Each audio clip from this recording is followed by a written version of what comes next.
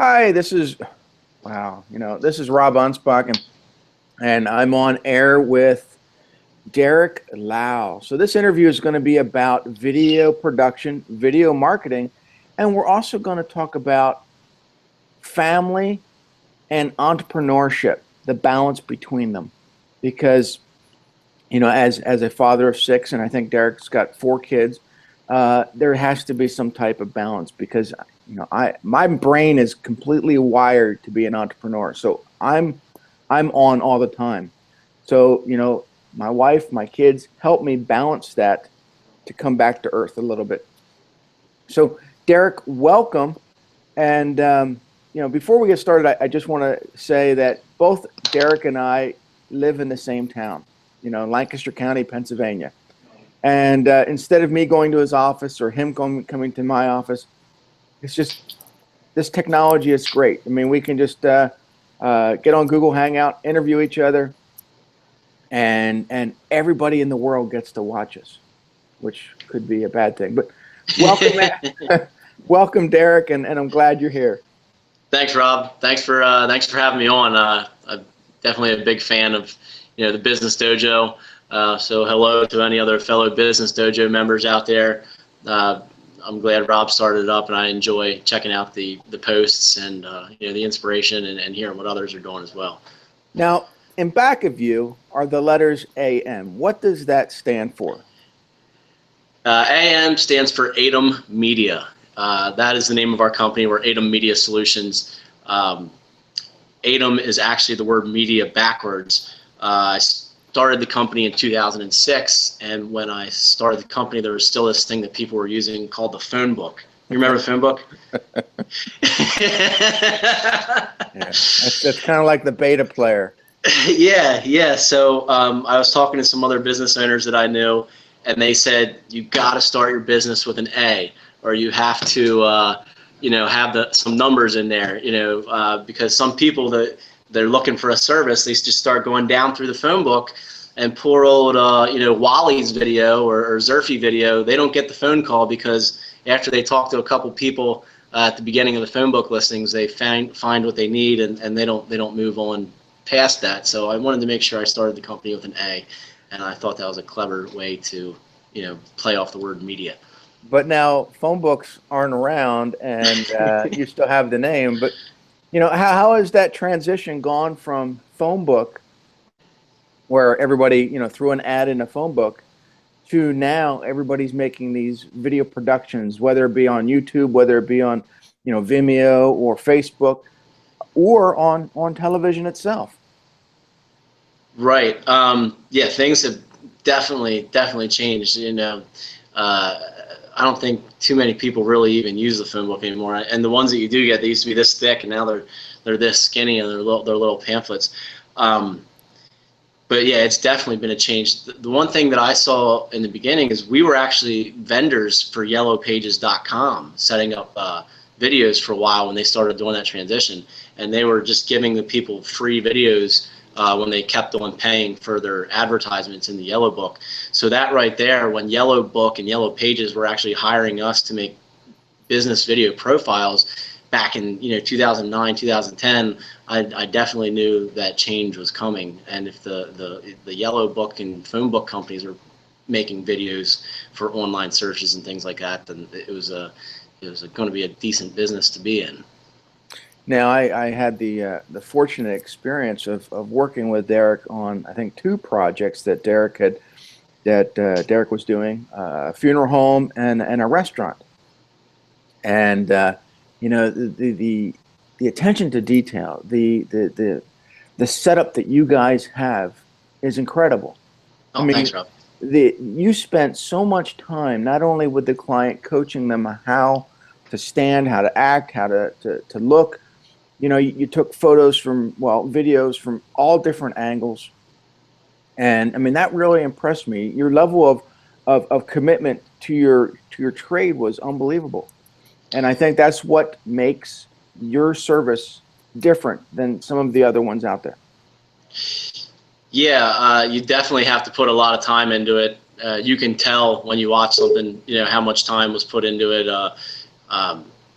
there's a lot of planning that goes into it, and it's a lot of preparation, especially if you're going to do something with a scripted style, something that has some sort of planned story to it. But there's also other ways about doing it. The jobs that you helped us with, and thank you very much for helping us. I know your family was in one as well, and they did great. Those types, we actually met with the client and we planned ahead of time on writing a script. We had a shopping list or of shots that we were going to get that day. We had it all planned out, and that is a great way to make sure that the client is going to get what they ask for in the end. So you have meetings with them in the beginning. You ask them what their goals are, and then you come up with a roadmap of how to get those goals. You have to stay on schedule on set. I know how tough it is to kind of direct people and tell people what they need to be doing, and making sure that we also stay on schedule and stay on task as well. It can be challenging. And then when we edit, it makes it a lot easier in the editing process because we know exactly what shots we're looking for. It's almost like putting together pieces of a piece of furniture that you buy that has an instruction manual or things like that to it. That's what the script and all that planning ahead of time does down the line. You know exactly what you're going to get, and it's easier to assemble it when you go to put it together at those points. Now, I mean, besides scripting, do you do any storyboarding? So you kind of give the audience or the people inside the video knowledge of where they're supposed to be. Yes, yeah, we can do storyboards. Our most common pre-production form is not actually a storyboard. It's what we call a 2-column shot list. Some people also call it an A/B shot list. But that's where you take, you're like on this side of the screen over here, you'd have the words audio up top. And then underneath that, you'd have either the voiceover narration or audio cues or sound effects. And then there'd be a line, right down the middle. And then on this side over here, it would say video or visuals. And then this would be your list of your shots and your still images. And as you go down through the voiceover narration or the story over here, you come up with matching shots that go along with it. It's a text format. But we also do storyboards with images where you get like a block here, a block, you get like 6 images that go across the screen, and then you write the script underneath them. They tend to be a little bit more labor intensive, and it's more work and pre-production for us. And for budgetary reasons and for time reasons and things like that, a lot of the times we just go with the 2-column shot list because it's faster and more economical. And we still stay organized that way. It still helps us stay on task the day of the shoot and make sure we have everything that we need. Has there been a video shoot that was very challenging? I mean, one that you wanted to rip your hair out? There's been a couple.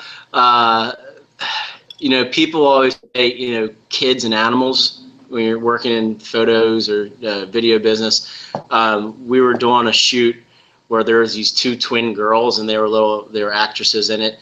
It was for a vacuum cleaner company that a steam cleaning company that makes floor steamers, and we needed this shot at the end where the 2 little girls come up to the couch and cuddle with their mommy, and because she steam cleaned, they were just enjoying the comfort of their nice clean home, and she had time to spend with them because she wasn't wasting time mopping with a dirty mop and things like that. So anyway, there are 2 twin girls, and they're 3 years old. So the one girl went right up to mommy and was sitting on the couch with her and reading the book with her, and the other girl just stood there and screamed and screamed and screamed and screamed. And they don't understand that we're on a film set. They don't understand what the company is investing in this and how much money is being spent, and that we need to stay on task and stay on schedule and things like that. And then finally, we got her to calm down after about a half hour, 45 minutes. And then as soon as we got her calmed down, the other little girl started freaking out and screaming and crying. And so it set us back about an hour and a half. I think we got ahead of schedule that day, maybe a half hour, 45 minutes. But that incident, set us back. So that's one challenge. Other than that, I would say our biggest challenge is the weather. Because we do a lot of shoots on location and a lot of shoots outdoors. So and just other people's schedules. You know, a lot of times we'll be working with a director of marketing at a company, and they'll have deadlines. We do a lot of like industrial videos and things like that. So they might think that this big, huge piece of equipment that they're constructing will be done on this deadline. We know how the construction business goes. There, you know, that changes as well. So we might get a call. You know, we might have a shoot scheduled. You know, we have crew. We'll have everybody lined up, and we'll get, you know, an email 2 days before. Oh, well, guess what? You know, it's not going to be Wednesday. It's going to be Friday. Well, that throws a curveball to our whole schedule. So it's a lot of the time scheduling video shoots, and one of the challenges is getting everyone's schedule together on a day that'll work, and then having good weather that day, making sure no one's sick that day. And like I said, it can be like hitting a moving target. You know, sometimes people reschedule and things like that. So that is probably our other, you know, biggest challenge is scheduling and making sure, you know, it works out that way. You know, I always find the human element to be the most challenging because you're not planning for it. You know, you have a plan A and a plan B, and you account for, you know, your own employees and your own equipment, but you can't always account for what other people are doing outside of your comfort zone. Right. And I think that's the biggest challenge that we have, is because we, you know, we're on time constraints, or we have a budget, and then it blows the whole budget out of proportion, and you're like, now what do I do? Right. Yeah. You know, and I noticed that, you know, when we were shooting, I think the restaurant scene, Yeah. your guys had, you know, redundant equipment. I mean, right. We split off into two crews. If something breaks, you got something that can, you know, you're ready to pick up another piece of equipment and just go. Right, exactly. And the other reason that we bring extra equipment and things like that, like we'll bring 2 or 3 light kits. We'll bring 2 or 3 cameras. So if I look at the schedule and I'm like, you know, we're supposed to be shooting this 45 minutes ago, I realize we're getting behind schedule. I'll say, all right, you go over there and start shooting that other scene, and then we can try and pick up on the schedule a little bit. We'll actually split off into 2 crews throughout the day to try to pick up on schedule and stay on task. I mean, that day that we were shooting at the hotel and the restaurant, I think we were there, 15 hours that day. I mean, it was a 15-hour day. You know, and we shot your part in the morning. You worked with us right away right away. But by the time we met at the studio, gathered up all the gear, met everybody at the hotel and restaurant, did all the shoots, you know, and got everything done, and got back to our studio and unloaded. It was I believe that day was like a 15-hour day. I remember that being a really, really, really long day. But we got it all done. Where do most of your productions, where do they end up? Do they end up on websites? Do they end up on TV? I mean, what's the percentage? I'd say the 3 biggest places they end up, publicly, the 2 biggest places are a website or YouTube or on broadcast television. More and more it's starting to migrate towards web. We're also doing some things for people, the pre-roll ads on YouTube. So a lot of videos are popping up before you watch a YouTube video. So that's where a lot of them are being housed. You know, you're an SEO guy, video search engine optimization. So the videos are online, coming up in the search results, things like that. And then broadcast TV. I think it was 2012 or 2013. We seemed to be doing a lot of videos for like business summits and like their big, you know, January kickoff meeting. We need this awesome video to get everybody excited about this new product launch, you know, get all the salespeople excited, get the staff excited, get everybody going on. Like end of the year videos, like company, you know, forums or company, you know, dinners or things like that, like a year in review, culmination. We do that, where those videos will be played up on a big screen, you know, in front of a crowd of 200, 300 people or something like that. And then another thing we do, for internal communications, for like corporate internal communications, would be, you know, safety videos, training videos, how to do a job safely, how to do a job properly, factory tours. You know, there's this one company that we did a video for, and they'd have new hires every month. Every month they'd have 20 to 30 new hires. And there was this woman, her job once a month, it took 8 hours out of her day, she'd give them a tour around the whole factory. Well, she's very important and, you know, has a lot of things to do, and her time could be used otherwise. So we actually videotaped her giving the tour one day, and then that freed her up. You know, she would kind of talk to the group in the beginning, talk to the group throughout the middle of the day, and at the end, and she might spend an hour, hour and a half with them instead of 8 hours with them, and they still got the same understanding by watching the video and factory tour and explanation of how the business worked and things like that. But our biggest placement is advertising and marketing and getting the videos out there on television and the web. Now, I notice, at least with some of my clients, and maybe you can shed some light on this, but I know that I have to spend a lot of time with clients. It's not that they don't understand. They have a concept in their mind that, this is how things should be. Maybe if they've heard some, other people talk to them, or they got misconceptions, and their vision is completely different than the end product, because we have to step in and say, no, that's not possible, or this is how it should be done. This is, do you get that into that little bit of a battle with some of your clients? Yes, sometimes. Sometimes we'll be working with a marketing director for the company, or sometimes we'll get a referral through an advertising agency or through a marketing company or a web design company, and that can be helpful because they sometimes have the concept for us, and we're more of a hired gun, and we're simply executing their idea. But then sometimes we'll work with a business owner or something like that, and they know they need video, they know they want video, but they don't know what they want to do. So sometimes we'll have to come up with the concepts for them. Or sometimes they'll have a crazy idea, and I'll say, well, this isn't Hollywood. We can do that for you, and then we give them a ballpark price on what it takes to animate something like they're asking to be animated, or to hire all the actors and talent and crew to make something like that happen. And then sometimes we might have to consider a more realistic approach to get their message across, or a different option, or things like that. Yeah, because I think sometimes people don't understand the budgetary constraints, or they say, wow, because right now I'm having my wife and I are planning a bathroom remodel, and I'm thinking back to 10 years ago when we had another bathroom remodeled, and it was like $5,000. I'm thinking, okay, it's going to be $5,000. Well, that's been 10 years. Yeah. So now the price is $10,000, and I'm like, yeah, what? yeah, $10,000 just to go to the bathroom? No, that's not. But that's how it is. And that's how entrepreneurs think. Everything is price driven. Yeah.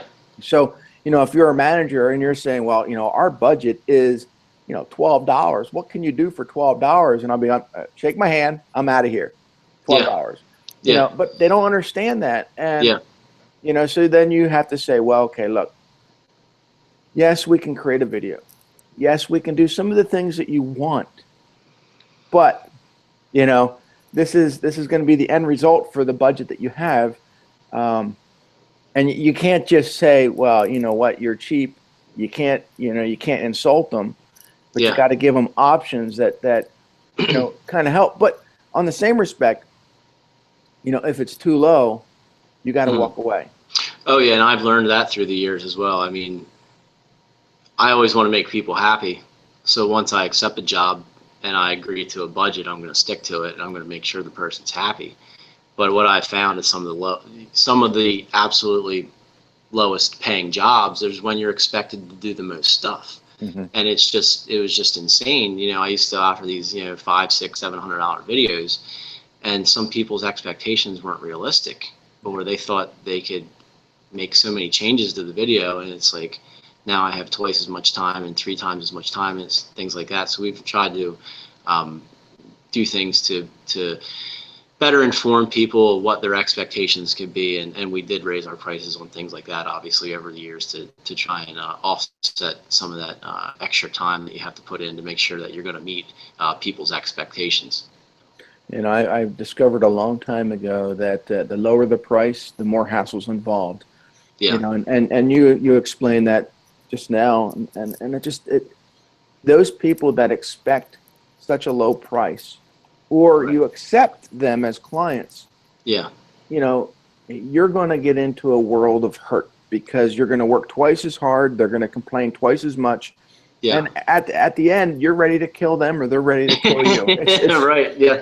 you know, charge a high enough price, Right. weed out those price shoppers, and you're going to Right. find that the people that really appreciate what you do will value Yeah. it and tell other people about you. Right, exactly. And your reputation's everything. I mean, you can't have somebody talking bad about you. So you got to, even if you're going to take it on the chin and lose your shirt, you got to get the job done. You got to make sure they're happy. You don't have to work with them again, but you got to make sure that they're happy, because all it takes is one bad Google Plus review or one bad Yelp review and things like that. And I'm not saying let them, hold you hostage that way either. You got to stand your ground in some cases, if you feel you're being completely taken advantage of. But your online reputation is everything. People are doing so much research now on companies online before they even decide to hire them. So you got to make sure that you keep your reputation online. How did you get started in all this? I mean, you've been doing this for what, almost a decade now? Yeah, I was an avid skateboarder and dirt bike rider in my youth, and we used to love watching skateboard videos, and we would make our own skateboard videos, and we would send them to companies, and we'd show the local skateboard shop, and they'd say, hey, if you wear our stuff, or things like this, we'll give you a discount, or we'll even give you some free products and things like that. And it got into that, and I loved skateboarding, and I loved making videos. What I wanted to do is I wanted to become a professional skateboard video maker. So I wanted each skateboard company, like Element or Birdhouse or Flip or things like that, the big companies, they have their own in-house film and video team and photographers. So their film crew travels with these professional skateboarders around the world and films them just skateboarding every day. And then every year each company puts out their big video. And so that's how I got into it. I wanted to make skateboarding, professional skateboard videos. And how many did you make? I made some amateur skate videos. Yeah, I made some of the local guys and stuff like that. And then one of the reasons I went to the film school that I went to is it was only 2 blocks away from Love Park. And in the late 90s and early 2000s, Love Park in Philadelphia, it was like the skateboarding mecca of the East Coast. I mean, there was professional skateboarders there every day, and I thought it'd be a good place to, make connections and get to know people and do some great skateboarding. I could leave class every day and go skate Love Park. It was amazing. It was like, I know Love Park was designed decades and decades ago, but it was like whoever designed it was like subconsciously built it for skateboarders. It's designed that well for skateboarding. So that's kind of how I went to that film school and got into that crowd and everything like that. Now, with your and this kind of goes back to me owning a carpet cleaning business for 20 years. I just felt like I was constantly buying new equipment. Yeah. And everything I would turn around, and next thing I was buying this and buying that and everything I was buying was in essence, designed to make my job easier. Yeah. But then I turn around and I got a whole garage filled with tools and equipment that I hardly ever use. Mm-hmm. Or that have depreciated in value. Right. How much since you? Yeah. So and I can see that you're a collector of tools, for your business. Yeah. But at what point do you have to say enough's enough? I mean, right now I'm in my business now. It's all about simplicity. Yeah. I can go anywhere with a laptop and a cell phone and help somebody. Yeah. You can't do that when you're filming. Correct. I know some people that have a model where they are able to do that, and they're pretty much just producers, video producers, and then they hire out independent crew and things like that. So there's always that option. I've really tried to be a little more careful since having more children and a mortgage and wife and car payments and things like that of what I'm spending on equipment. Is it something I really need, or is it something that I just want, versus is that money that can go into my kid's college fund or put new windows on the house or, things like that, things for my family's future. So I try to make investments in equipment when it's necessary and in things that I think will last for a long time and be industry leading tools, because they do depreciate. I mean, our main camera that we use right now, I pre-ordered it when they made the announcement of it. I pre-ordered it in 2012. It was $8,500. And last year in 2014, we've been using that camera. We got 2 great years out of the camera. I fell into a pool with it, and the insurance company paid for it. And I bought the same camera. The retail price only went down $500 in 2.5 years to $8,000. Well, this year, new equipment has come out, and that camera that I paid $8,000 for last year is now retailing brand new for I think $4,000 or $4,500. And there's a new camera that has come. There's several several series from all the manufacturers: Sony, Canon, Panasonic, all the main manufacturers that have come out with this new. I'm sure you've heard of 4K resolutions for TVs, UHD, things like that. So now that they've come out at a better price point, the older cameras, top of the line HD cameras, have just plummeted in price. So I'm trying to sell mine used right now for $3,000. Like I said, last September it cost me $8,500. So there's definitely some depreciation in the equipment. You do have to keep reinvesting in the cameras and things like that. Things like lights and microphones hold their value. Tripods, things like that. The technology isn't really changing all that much. So there's certain things that you can buy that are a little bit have a little bit longer life to them for your investment. But cameras change every 2-3 years. You got to get a new one. One of the things that I try to do, at least with my clients, is set them down and at least with their major purchases, and say, look, and this kind of goes back to carpet cleaning or any industry really. But when a carpet cleaning vehicle is $30,000 and the equipment inside is another $20,000, you got $50,000 on the line. Now, if that equipment lasts you 5 years, that's $10,000 or $1,000 a month that you have to budget every single month, to replace that equipment. Right. And the ironic thing is most businesses, most entrepreneurs, most small businesses don't budget money every single month for new equipment. Right. They wing it. So, they say, oh, I think I need new equipment. And they go out and buy it. And then just like your family, they're like, oh, well, I can't pay the mortgage this month because I just bought some new tools. Well, right. Yeah. But exactly. I think that's the problem with entrepreneurs is they don't, and I've been an entrepreneur for 20 some years. I've learned my lessons very expensively. And then there's others that they kind of pick it up as they go. Right. And I think that you're doing a good, and it's one of those things where when you don't have a family, you can spend your money however you want. Yeah. But now you're balancing it, and you're like, okay, well, do I pay the mortgage? Do I pay the heat bill? Do I buy this for the kids, this and this, or do I invest in the business in hopes that it returns more money? Right. Yeah, because you can't ignore your business either. You do have to invest in your business. I mean, for the most part, you do have to make investments in it. You got to update it. You got to keep up with things, but you have to do it intelligently and make sure that it's a good investment that you're making. Making sure that you're making the right investment. Right. Now, your family is an investment too, because you have your 4 children. So how do you say to them, well, I won't be here because I got a night shoot?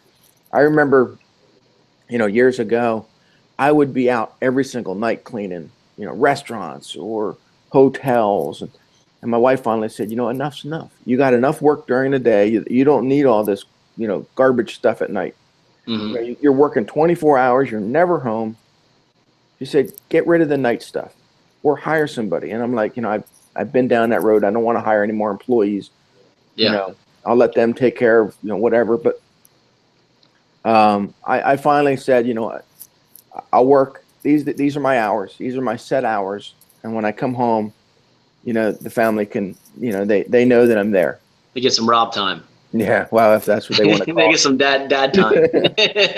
Yeah. Yeah. But, now I work from home every single day. So I'm always available.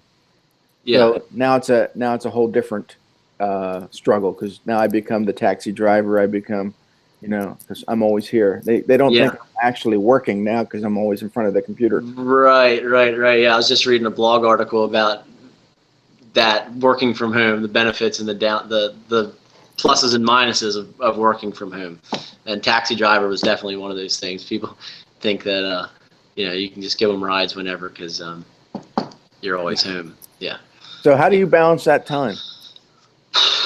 Well, it depends on our workload at the time and how busy we are. I always try to spend as much time at home as possible. Sometimes I do a little bit of office and admin stuff after the kids go to bed. So I try to get home by 5:30 or 6 o'clock. Try not to get home any later than 6 o'clock. Then I have at least 2 to about 3 hours with the kids, you know, every night, making sure the little guys get a bath, you know, reading them a story, you know, things like that, getting them to bed, going over the kids' homework, you know, things like that, and just so that we can see each other and, you know, spend a little bit of time with each other. The way I try to balance it is I do have employees. I have 2 awesome full-time editors. They help me keep up with deadlines and things like that. I have a part-time project manager. So I have hired people. I know that's a different route than, you know, what some people take, but it's my team. You know, if it wouldn't be for my guys here at the office, I wouldn't be able to spend as much time with my family at home.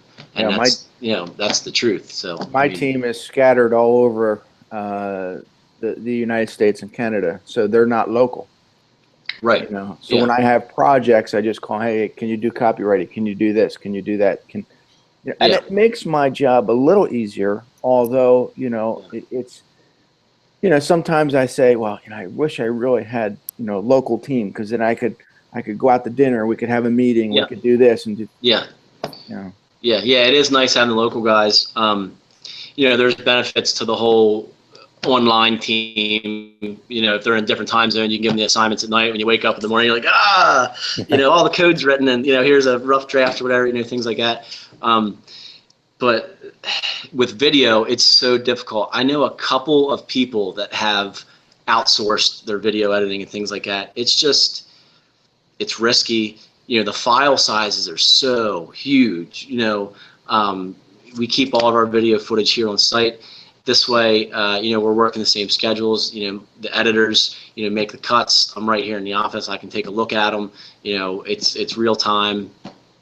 Because with video, you also have to render it out. So every time you make a change to the video, you have to render that video out, export it, upload it to the internet, wait for it to process, then you can send a proof to somebody. It's not an instantaneous thing like, you know, uploading a picture or you know, things like. And I'm not putting down web design or any other tasks or anything like that. I'm just saying video, you know, to get that proof out or get that rough edit out every time you make a change, it is a pretty tedious process. So if we can have the client, if we have local clients, they can actually come into our office and sit here and give feedback to the editors live on the spot. You know, like I said, I'm here, I can take a look at things and give my input before it goes out.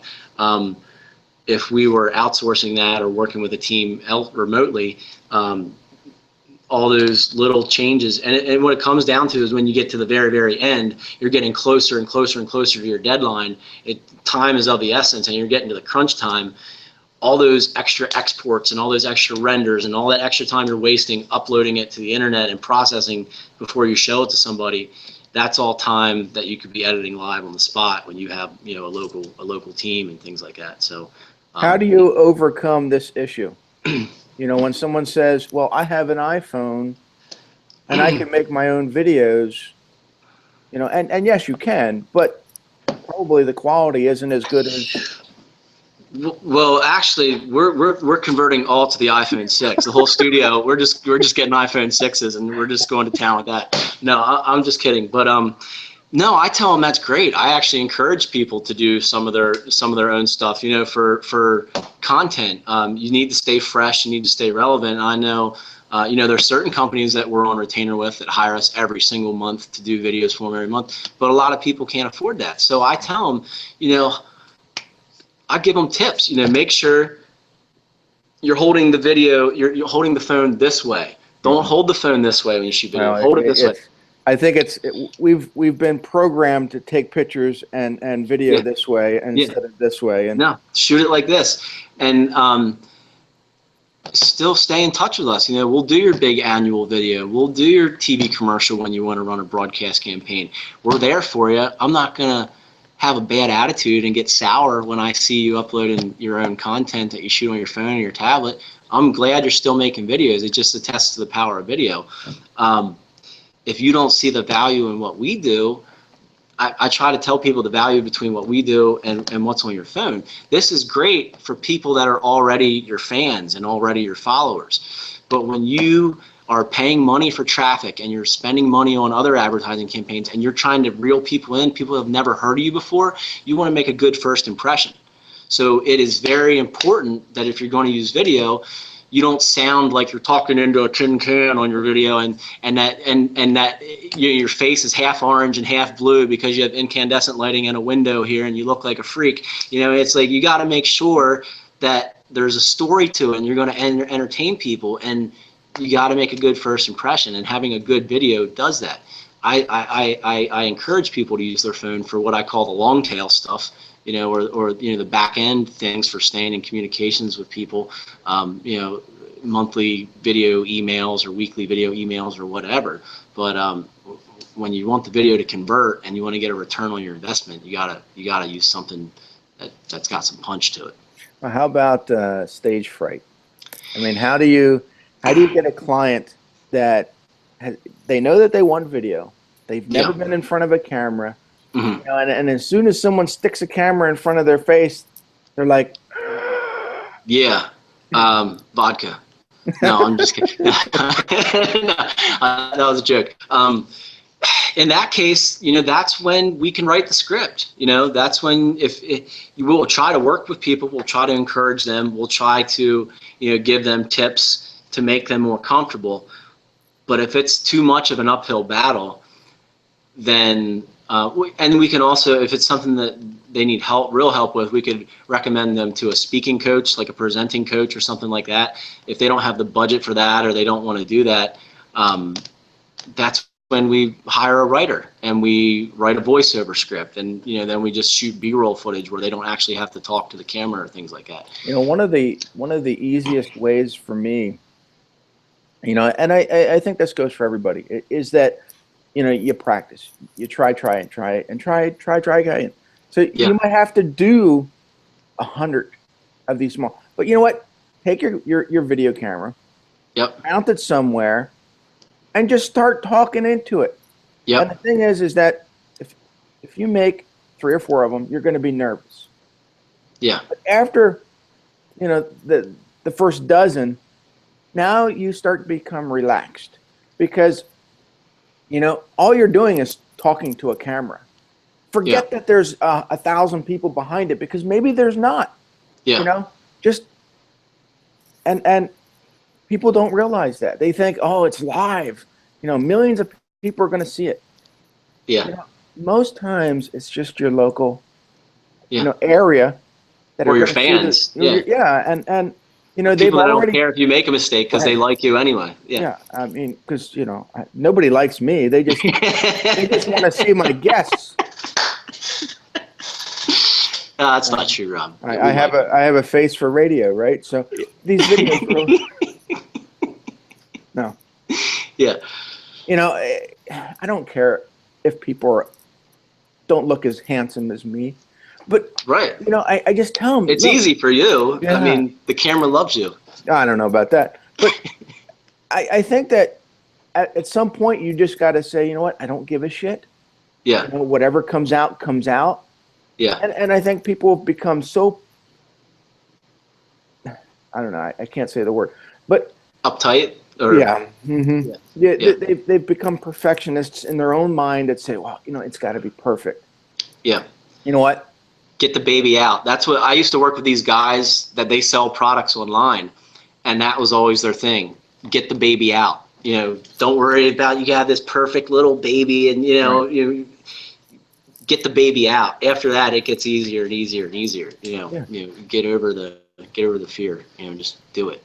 So what are some of the big projects that you're working on? You probably can't name names, but Well, right now, the most fun project that we have going on right now is like a pride and enthusiasm video for a big corporate client, and we're working with a choreographer, and there's dance moves, and there's all these people at the office doing choreographed dance moves and things like that, and then so that one's really fun, and that will be a public video. So once that one's done, we will be allowed to share that publicly, and there will be I think there's some sort of contest involved in it, so people will be able to vote and things like that.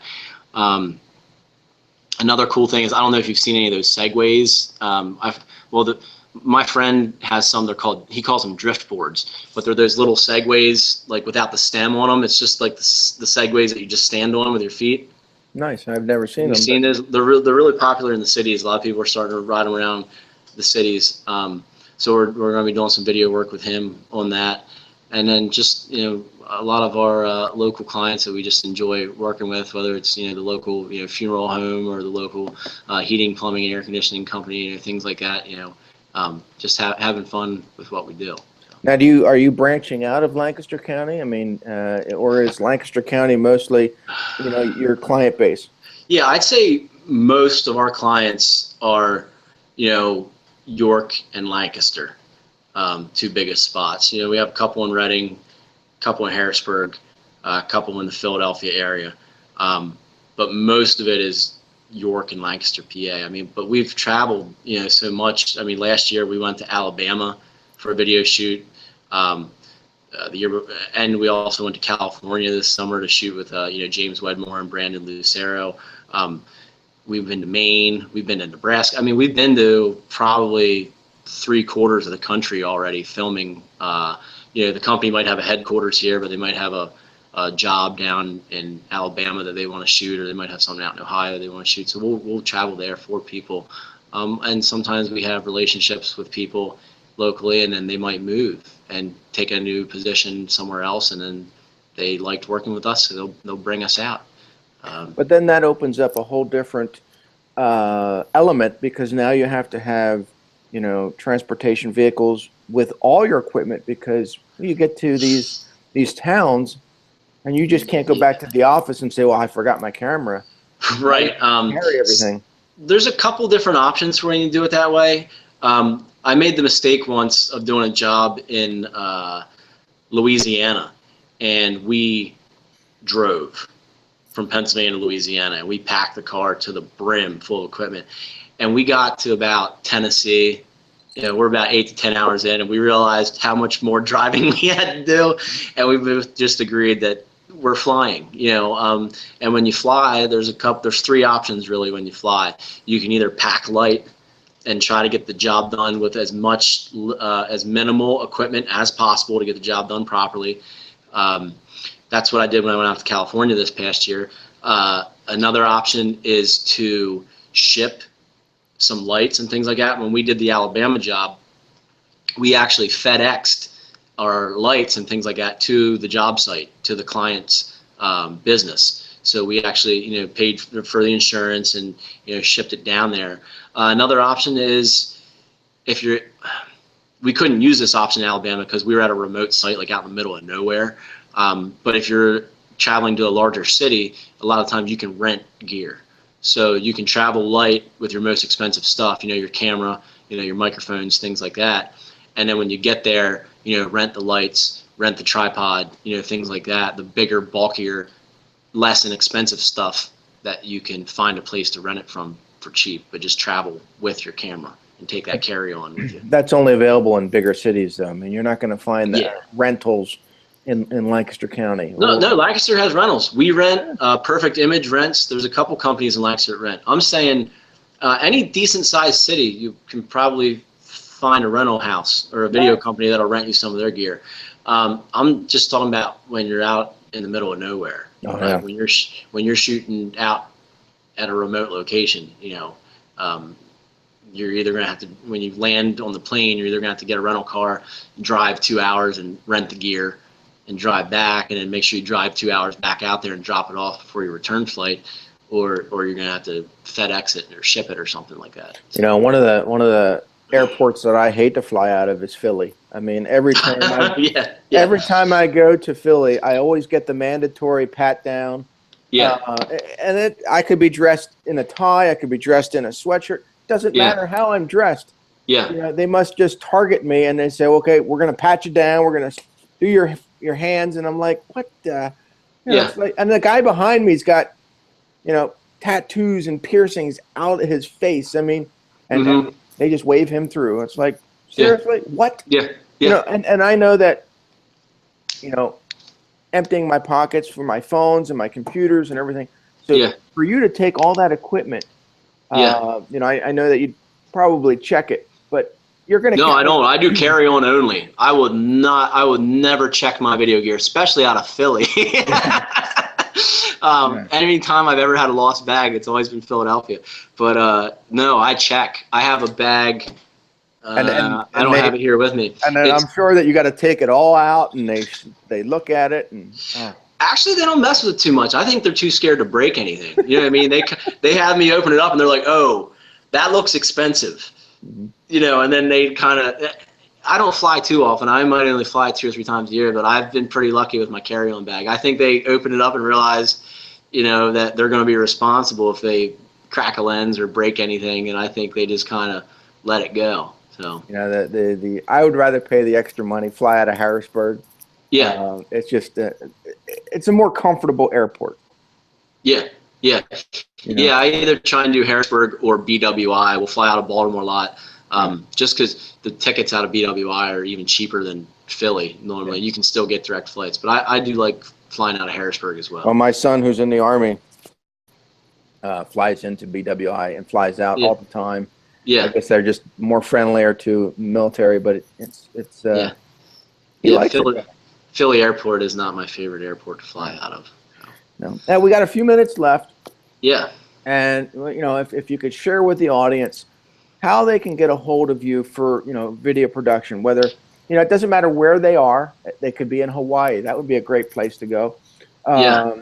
So give them your website or maybe a contact phone number or your Facebook page. Just enlighten them. Yeah. I'll do all that quickly. Our website is www.aidemsolutions.com. So that's AIDEM solutions.com. We're very hip to SEO, so you can also just type in video production Lancaster, PA. You'll be able to find us that way. Facebook is facebook.com/AideMedia, AIDEMMEDIA. Same thing with Twitter. Our YouTube is youtube.com/AideMedia Solutions, all 3 words spelled out. But I hope anybody watching this I hope you've walked away and learned something. If not, I hope you were entertained. And Rob, thank you so much for having me on the show. I'm very appreciative of that, and always enjoy spending time with you, whether it's face to face or tablet to tablet. So I paid extra for that for him to. Yeah. I think video production is fascinating, and for all those who don't know, back in 1989, I had a video for production company, but we were doing mostly weddings at the time, and back then the cameras of choice were Super VHS, and people are like, what the hell is a VHS? And then they became chip cameras, and then now they're all digital. Yep. But those cameras that we had were big hernia busting machines, and you have 4 hands to adjust the everything. And that was 20 some years ago. More than 20 some. But the technology has increased. The weight of these cameras has decreased. I mean, it's fun. I enjoy watching people do this because it's just fascinating. I think that had I not gotten into, at the time, doing videos for weddings, I think that really was a big turnoff. And besides my partner skipping out on half my equipment really killed my business. Oh, yeah. I think that had I known back then the impact that video has on society now, I would have stayed in it. But it is what it is, and that was a lifetime ago. I enjoy what I do now, and but hopefully down the road we have some more time, we can bring you back, because I think people want to know more about video. You know, they want to know the aspects, they want to know the ins and outs, they want to know everything, and that's where it's going. I mean, people, in order for we as entrepreneurs to continue to help our clients, we need content. Oh yeah. And video is the biggest content that you can stick out there right now. Yep. Yeah, I agree. So I appreciate your time. I want to say thanks for everybody for watching, for listening. You know, if you guys need video help in any way, seek Derek out. I mean, he's just a fun guy, and he's brilliant. So, you know, Thanks, check him Rob. out. Awesome. See you guys.